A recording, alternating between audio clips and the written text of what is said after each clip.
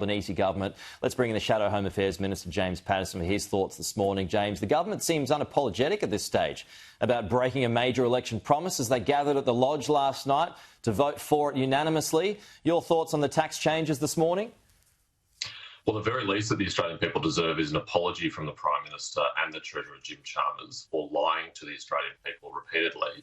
They didn't just take this to the election. They promised on more than 100 occasions that Australians would have the tax cuts delivered as they were legislated, which the Labor Party voted for when they were put to the Parliament. The Prime Minister even said that his word is his bond, and the Stage 3 tax cuts and his commitment to it is evidence of that.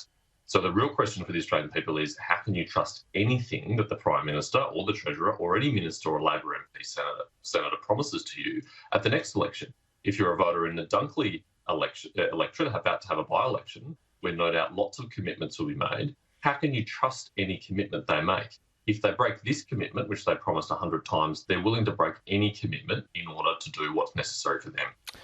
Its central argument in this instance, James, is that times have changed. Is that fair enough? Well, if that is true, times did not change this week.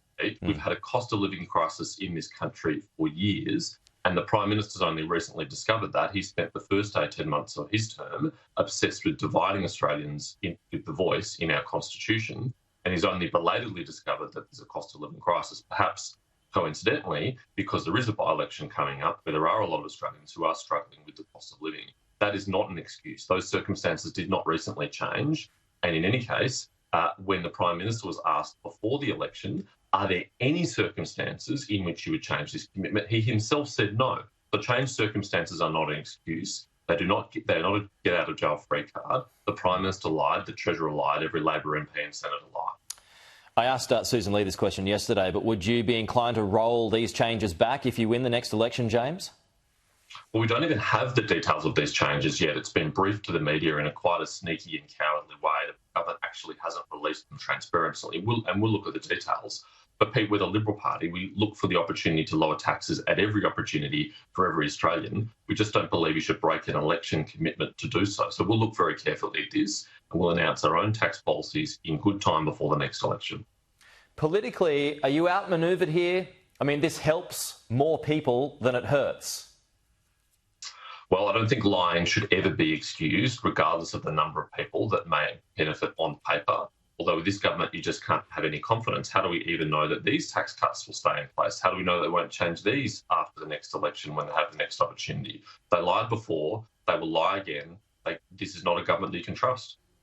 Treasury, and the PM's going to point to this today, James, I have to wrap it here, but Treasury is seeming to indicate that it's not inflationary, this money that will be passed on to those at the lower end who traditionally spend and not save. Do you have any reason to disagree with that?